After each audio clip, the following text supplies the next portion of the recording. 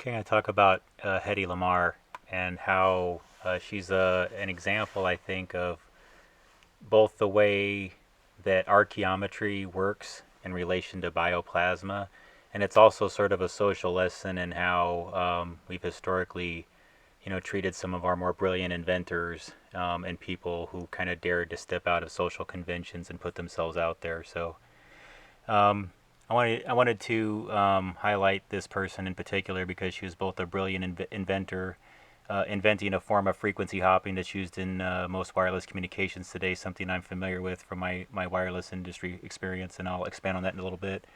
And she was also one of the earliest recorded forms of human sexuality expressed or recorded and played back on film with the film Ecstasy that was released in 1933, which I believe has a connection to how our invention manifested and still continues to work today.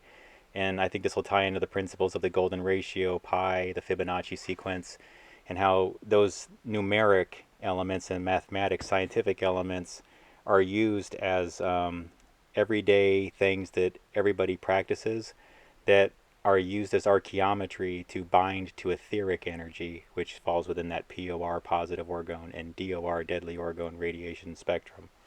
So, sexual energy and the POR spectrum in particular, I think are going to play a lot into this storyline as far as what has made this invention continue on and part of how it actually manifested into being. But getting to Hedy Lamarr, she was born Hedwig Eva Marie Kiesler. She's was born in Austria. Her early film career started in Czechoslovakia and German cinema, including the film Ecstasy. It was one of the earliest examples of nudity and sex filmed in early cinema, so I'm not trying to take away from any of the artistic integrity of the work. I haven't seen it myself just because I read about the making of the scene and just seemed to disagree with it, so I decided not to watch it. But the point is that a lot of people have seen it, and if you think it through, it was probably one of the very earliest forms of adult cinema that existed. So as a result, there was very few clips that were like it, meaning there was very few times where they had actually filmed the sexual act or nudity, and so thus it was probably one of the only forms of inspiration that was available to men at the time that was motion picture. So I thought that was worth mentioning in relation to the discussion, if we're going to have a frank discussion about bioplasma, how that feeds into manifest energy, how Wilhelm Reich's research involving the human orgasm, and how that feeds into the POR, positive orgone or deadly orgone spectrum. It's worth discussing because of the way that film works in rotation and how that feeds into the golden ratio and the Fibonacci sequence. So the point is that the film's nude scenes, I'm going to read from an article here, the film's nude scenes created a sensation all over the world. The scenes, very tame by today's standards, caused the film to be banned by the U.S. government at the time. Hedy soon married Fritz Mandl, a munitions manufacturer and a prominent Austro-fascist, not the same as a Nazi, but pretty close. He attempted to buy all the prints of Ecstasy he could lay his hands on. Italy's dictator Benito Mussolini had a copy but refused to sell it to Mandl. But to no avail, there are prints floating around the world today. The notoriety of the film brought Hollywood to her door. She was brought to the attention of MGM mogul Louis B. Mayer, who signed her to a contract. He was a notorious prude when it came to the studio's films. He signed her against his better judgment, but the money he knew her notoriety would bring in the studio overrode any moral concerns he may have had. However, he insisted she changed her name and make good, wholesome films. So I thought that was kind of worth mentioning, because it's kind of a strange dynamic where this, MGM studio is obviously riding off of her notoriety from appearing nude in one of the earliest nude scenes. Yet he wants her, to sign some sort of moral clause promising not to do that again, knowing full and well that the whole reason why he signed her is not just because of her talent, but to exploit that scene, you see, and her notoriety. So it's worth mentioning. But when she was married to Fritz Mandel, he was abusive, and he was angry at her for appearing nude in this movie, and he attempted to have all the copies eliminated. So, as I mentioned earlier, it's kind of worth noting. This guy Fritz married her when she was 18 and he was 33, so there's a huge age gap there.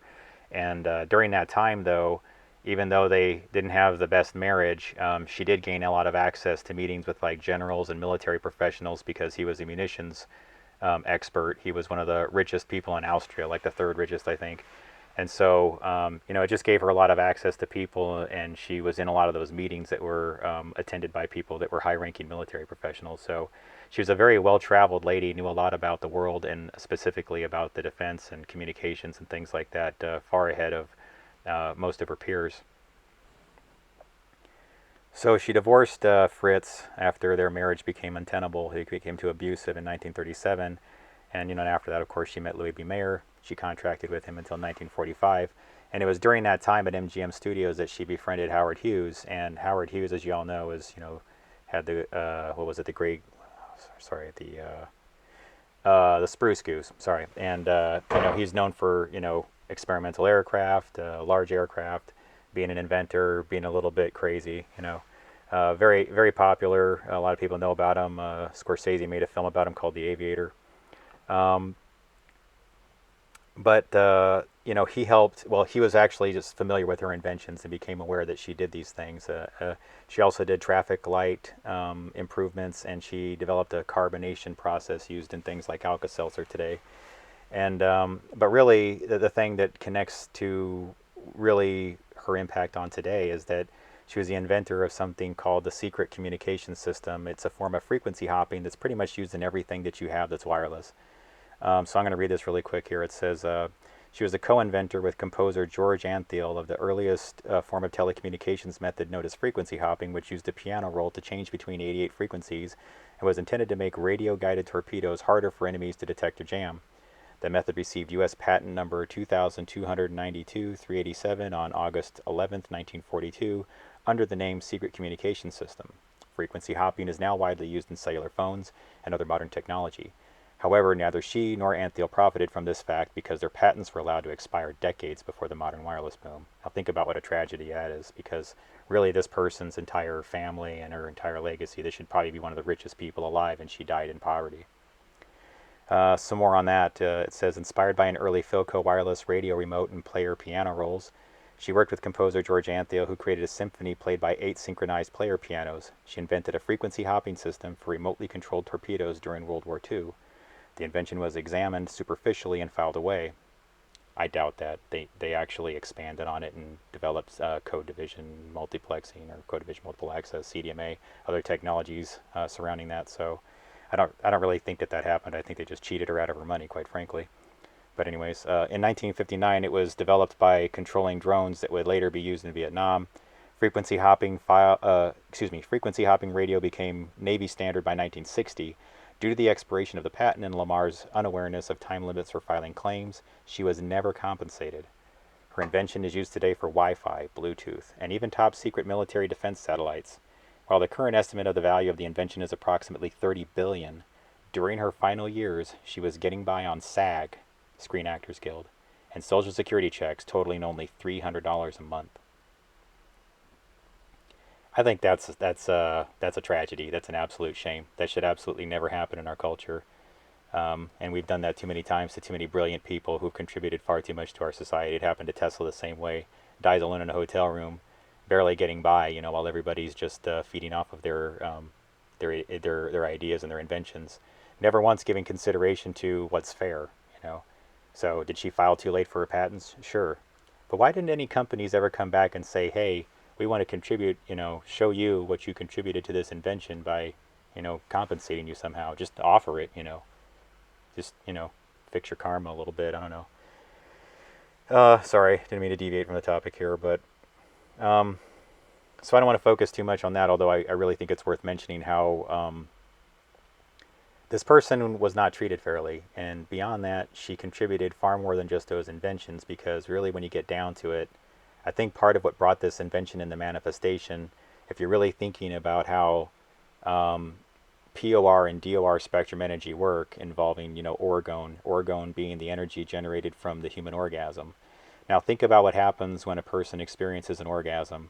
It actually sends a signal, right? Their brain will actually hit a different state of frequency, meaning a frequency being 1 cycle per second, that the brain will hit a different frequency within that ELF range, generating, like I think alpha state is somewhere in that 8 to 10 hertz range, and there's other ranges too, but these things can all be measured, via EEG type equipment, where you can actually know where your brain responds at the moment of orgasm or at the moment of alpha state in either direction.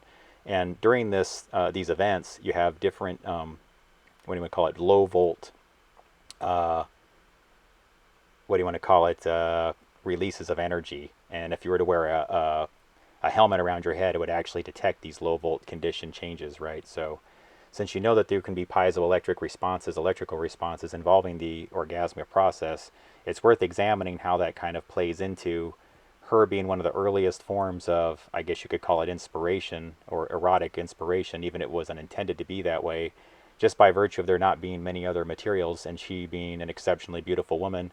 It's logical to assume, just based on the way that everybody was holding on to copies, Mussolini had a copy. That's probably one of the functions it served, in addition to just being respected as a film, you see.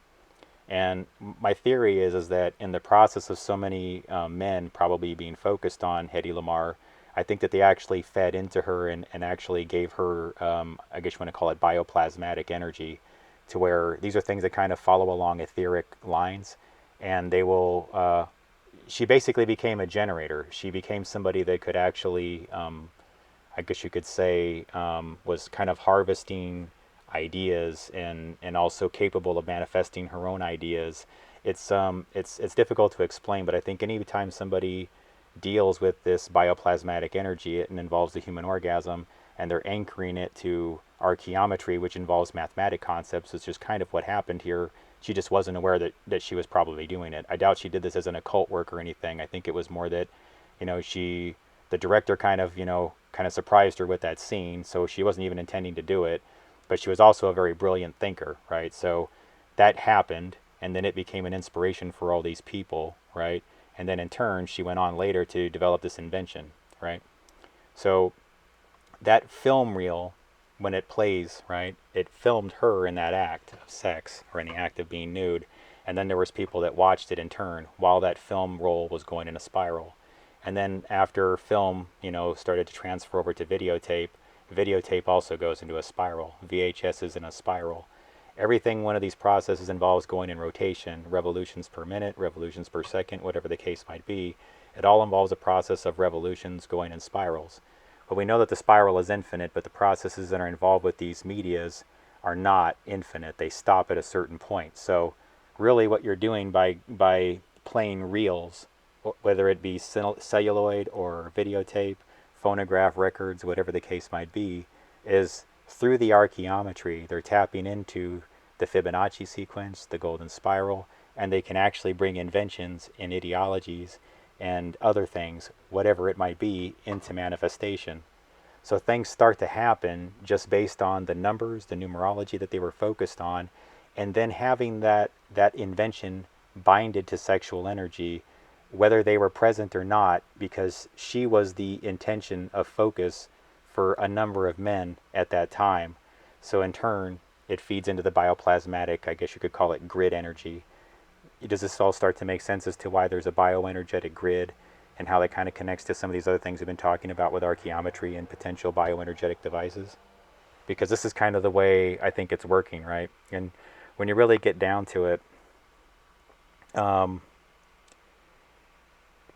there's inside the brain, around the pineal gland, are piezoluminescent crystals which are capable of generating piezoelectric responses. So thinking through of the ELF range, if it's a burst of a signal, it pings against that pineal gland, that generates that crystalline color response.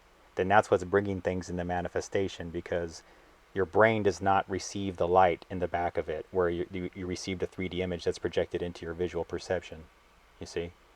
So it's through this series of pinging frequencies that are going back and forth between other humans that we're generating what we form into our 3D reality, when you really consider the actual process of seeing and sight and what's happening around us and what we think, see, and feel. And this does connect into the golden ratio. So I don't want to get too deep into that right now. I just want you to start thinking in terms of, what are the processes that have been going on, historically, that involve the golden ratio, the Fibonacci sequence. How does that feed into the modernization of our processes? Because everything that we've been doing involving computing, involving recorded media, involving playback of recorded media involves this process of rotation, and it all plays into the golden ratio and Fibonacci sequence.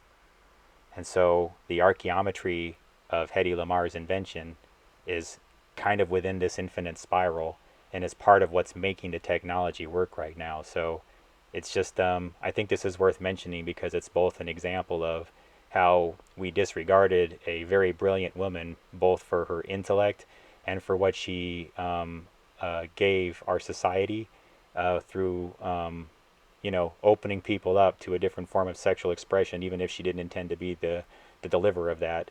And so I guess I'm just trying to demonstrate some degree of respect for this lady who really improved a lot of people's lives and actually did a lot for our country. And she died highly underappreciated, and I think that that's wrong. And I think it teaches us a much larger lesson about bioplasma, archaeometry, and what we can learn today about how to fix this problem so that we don't disregard another brilliant mind like this again, and that we also understand the need to respect sexual energy and what it can manifest, and to use that appropriately and not disregard its true meaning, because it does feed into magnetism, electromagnetic interaction, and how that manifests reality. Everything is involving with this spiral, and it's all a part of faith, religion, our reality, spirituality, and also manifest energy. And that does include the things that are manifested through sexual energy. And that's how it feeds into orgone, the POR, positive orgone, DOR, deadly orgone, dormant versus expressed. Thank you.